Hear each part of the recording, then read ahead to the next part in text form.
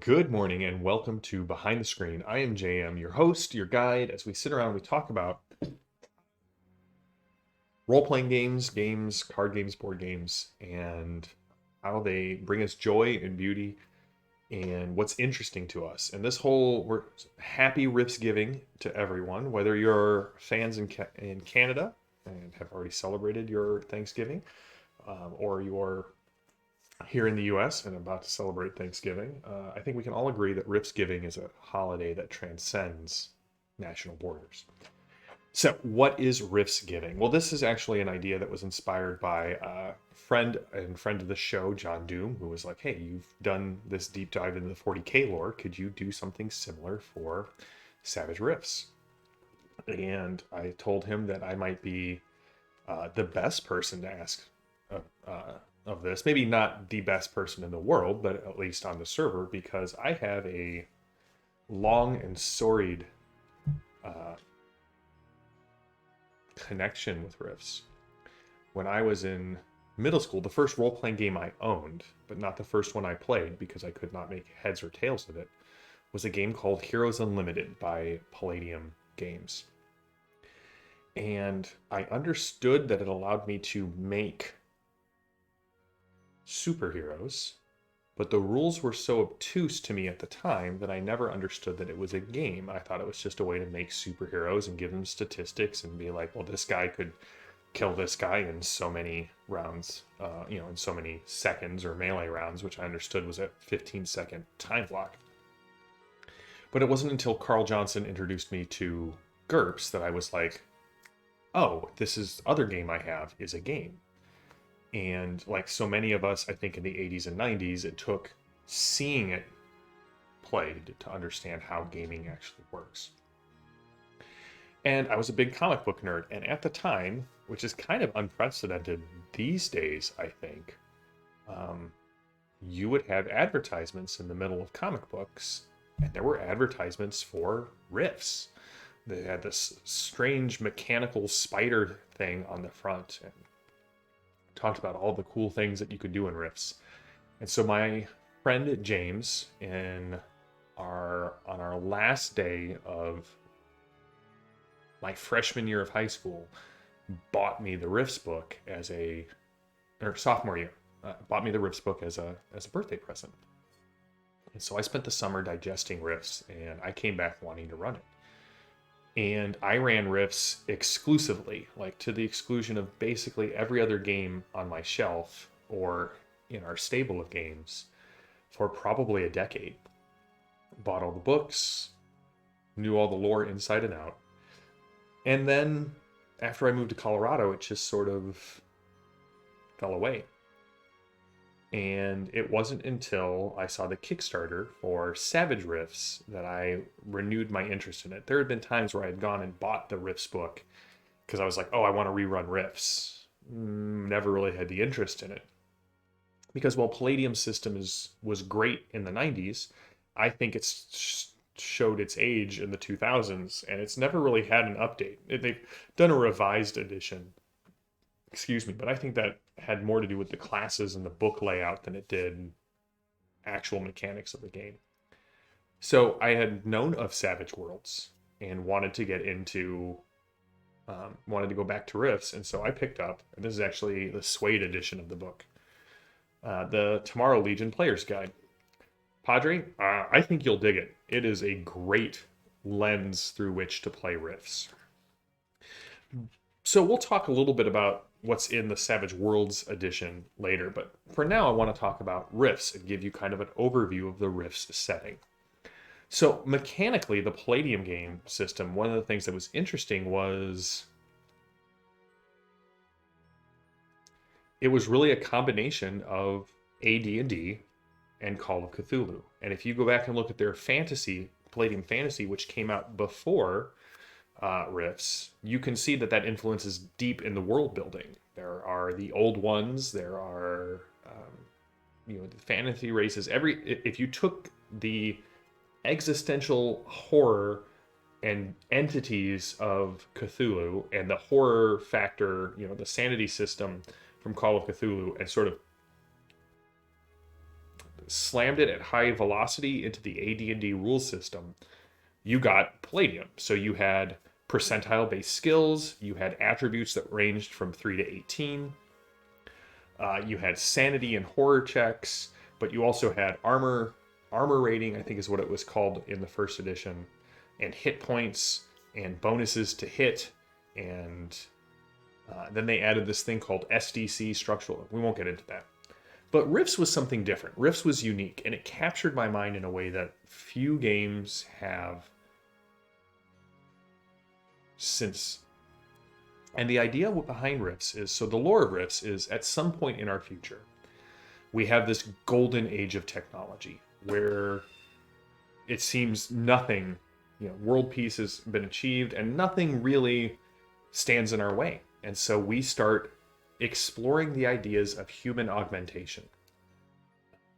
We have, bionics and cybernetics are created.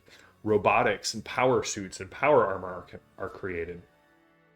We start exploring the what happens if you put cybernetics in people's brains to sort of amp up their brain chemistry and amp up their reaction time. And this is very dated from the late 80s, early 90s, in the Eastern European blocks, or what was the Eastern European blocks, they experiment with pushing chemical enhancement of people further and further. And so eventually you have this moment where everyone is making all of these superhumans and looks around and is like, well, what do we do with them? Wait, how does my superhuman program stack up against your superhuman program? And we enter into a new Cold War that goes hot somewhere in, I believe it's in South America somewhere. I think it's in Argentina. There's a limited nuclear exchange that kills a large amount of civilians, as limited nuclear exchange can be. But unfortunately, this seems to have happened at exactly the right moment. The stars were right, going back to this Cthulian influence. And when someone dies in the multiverse of Rifts, everyone has the potential psychic energy to become a scion or a magic user. And when you die, that potential psionic energy doubles. While this, and on certain nights of the year, under certain stars, that energy is multiplied even further.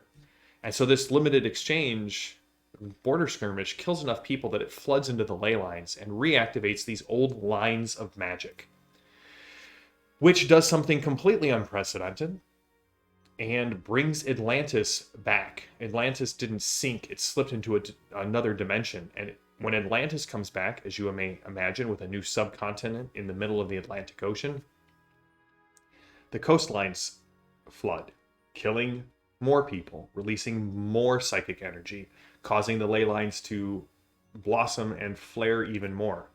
And where ley lines intersect, you have nexuses, and when nexuses are exposed to large amounts of ambient magical energy, they tear open holes in reality and allow creatures from other dimensions to pour through the rifts. Look, they did the thing where you say the name of the game in the game, and therefore it's cool. I mean, I loved it. Yeah, Padre, here's the thing. In my gaming group and at my game store, it was very polarized. I think I've mentioned this before. Right? At my high school, you either liked the Smashing Pumpkins, the local band, or you pushed Pearl Jam fans into lockers. You either played Rifts or you played Torg, and never the two groups really came to intersect. So, fast forward no fewer than 150 years, possibly more like 300 years, and Earth has been devastated. Demons and dimensional entities have come and made Earth their home. The rifts have started to subside, and humanity is dragging itself out of a dark age. And so Rifts is a post-apocalyptic setting. We're far enough away from the apocalypse that humanity has actually started to reform in some areas and to gain a foothold. But in addition to all of this leftover technology from the golden age of humanity, we also have magic users, and psionics are a real thing. Powers of the mind and magic are real. large swaths of the world are now under the control of things that we would call demons, or even stranger entities. And so that's the setting of Rifts. It promised super high technology and super high magic, but unlike Torg at the time, it promised them all mixed together as opposed to sort of separate. And I think that's why that was there was that division between the two groups. So the main focus of the original Rifts book and of the Savage Worlds Rifts book is North America. And North America has several large power blocks that are kind of fighting over territories. The main one being the coalition of states. And on first blush, you were like, sweet, the coalition states are, humanity's hope, right? They've embraced technology, they've organized around these, remaining megaplexes. And then you read more and you realize, ooh, these are really like fascist, xenophobic, hate-filled humans. There was a joke on the Rifts forum back in the day that if you've ever mistaken the coalition for Nazi Germany, you might be a Rifts player. And it wasn't far off. Like, as presented originally, they were actually the bad guys. The coalition states were this fascist, hate-filled, xenophobic empire determined to eradicate anything that was off their definition of baseline humanity. Mutants, DBs, which are dimensional beings, demons, magic, psionics. And it didn't take into account the fact that some of this stuff was just the new state of the world. Some of it, like psionics, were mutations to help defend humanity. And I think as the Rifts game has gone on, they've started to roll that idea back. You now have, there's the leadership, I should say, of the coalition states tends to be of that same vein. But honestly, if you think about it, it's very much like the Imperium of Man in 40K, which is one of the most totalitarian governments ever imagined in fiction. In a universe so hostile and dark that you can see why that kind of government exists. So you can kind of see, like, if you're trying to survive an apocalypse, how something like this comes into play. The Coalition are known for what their military uniforms, their military armor has a skeletal look. They are known as the Dead Boys. To the southeast, their main power block is sort of what used to be Chicago, St. Louis, down into Texas, Dallas area, up into Michigan, and then there used to be a part over in Quebec, but that has broke apart. Yeah, Padre, it does. It's a lot like Wasteworld. So, kind of in the southern Illinois, Tennessee, Kentucky region, you have what's known as the Federation of Magic. And let's be honest, they're doing no favors to stop the propaganda war machine. This Federation of Magic is a coalition of loosely aligned kingdoms, vassal states, that are ruled by the worst magic users you can think of. Necromancers, demonologists, diabolists, all of the, and demons, devils, all of the worst things of the coalition mind of what magic would hold resides in the Federation of Magic, save for the city of Dwemer, which seems to be an oasis of hope in an otherwise fetid kingdom. You have Psyscape, this city of psionics that is ruled by a benevolent stranger entity trademarked by John Doe. And it just keeps spreading out from there. There's the New West, where everything sort of west of the Mississippi has kind of returned to sort of the frontier towns, and it's opposed by the Spirit West, where the native tribes have discovered all of their rituals and magic have now provided them with a way of carving out their own territory in the face of these somewhat technologically superior foes. To the north, you have in Canada this thing called the Zytisic invasion, which is this hive-building insectoid aliens that are constantly pressing south against the coalition states and a couple of the other free cities like Laszlo and Tolkien. which I think Tolkien's been destroyed in the current oeuvre of Rifts. And then down in the south, in Mexico and below, is the vampire kingdoms. It's where vampires roam, and wild vampires roam in packs, and secondary and primary vampires rule over cities of human slaves to use as cattle and chattel. Obviously, we have Atlantis has come back. South America is currently being explored in the Rifts, in the main Rifts world, not the Savage Rifts world. We have Africa has been explored. Europe has been explored. England and the British Isles, Russia, China, Antarctica, Australia. I mean, they've encompassed Japan, which is one of my favorite books from Rifts, has just encompassed this entirety of our world, much like Torg did. And each area takes inspiration from the past, the present, and sort of this idealized future. So in Germany, you have this massive robotics plant that becomes the new capital of the new German Republic. And so they defend their borders with these giant robots. Japan is a mix of magic and high technology. Africa is being invaded by the four horsemen of the apocalypse, legally distinct from the Reckoners. South America is this mixture of magic and alien technology. Camelot has returned to Britain. And so, for me, the inspiration for Rifts was always the fact that you could have something really high-tech fighting something really monstrously magical. In a group, you would have leyline walkers, the wizards, armed with laser rifles and spells. Or my personal favorite, which John Doom played in our Rifts one-shots, a Cyber Knight, a sort of a paladin who can summon a blade of mental force and goes out to right wrongs and champion those who can't defend themselves. And so that was always the promise. New Dimension books brought in new dimensions to explore, new monsters. The Three Galaxies in Phase World was a whole way to play space opera in the Rifts setting. And this idea that you could port anything as long as you could convert it to Rifts system. It's sort of the initial promise that got us into things like Torg and GURPS and Savage Worlds, where once you know the system, you can bring anything into the system. But Rifts had this mechanic of the dimensional tears, the rifts, to bring anything you could imagine into Rifts and have an in-setting reason for why this happened.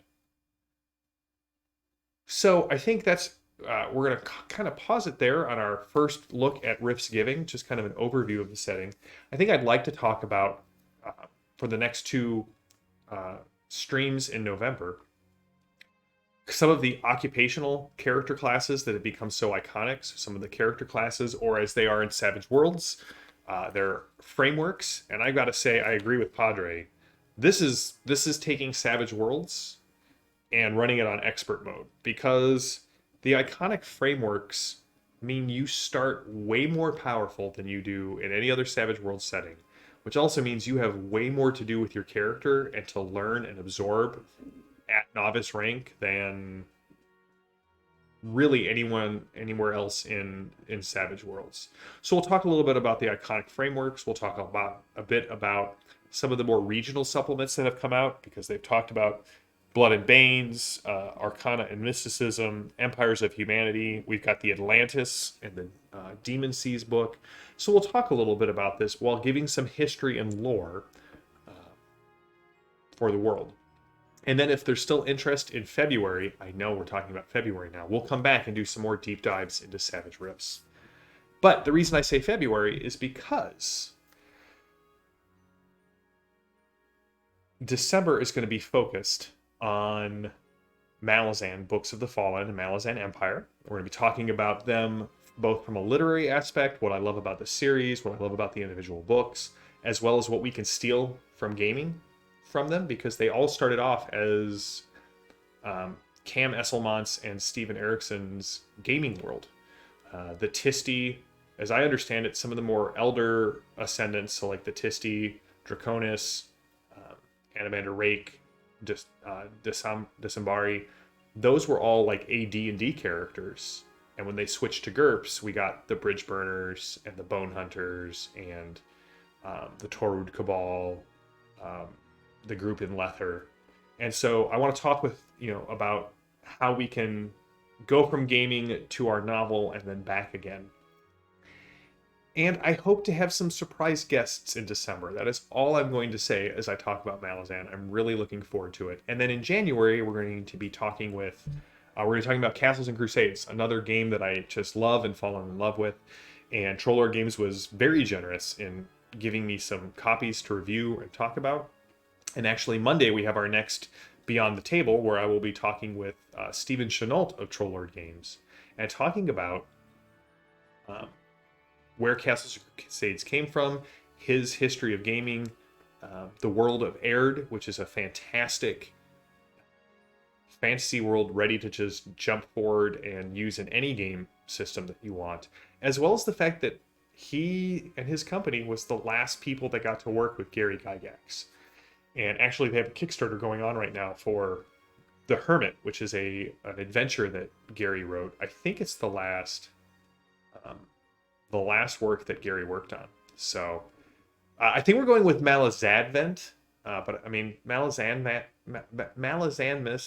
I mean, that could work. Maybe Malasanta. Who knows? If it all comes together, that is Padre or John. How I will put Beyond the Table. I will just announce that there is Malasanta coming on the stream. Good morning, Tink.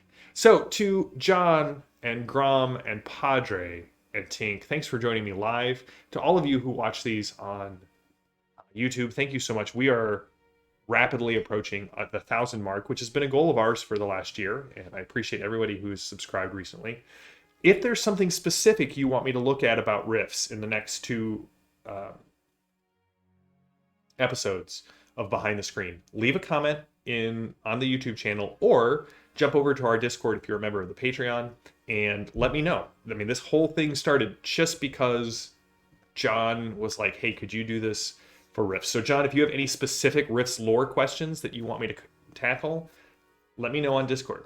So we're off this Thursday. That's why we had a Monday-Tuesday schedule as opposed to a Monday-Thursday schedule, because here in the US it is Thanksgiving.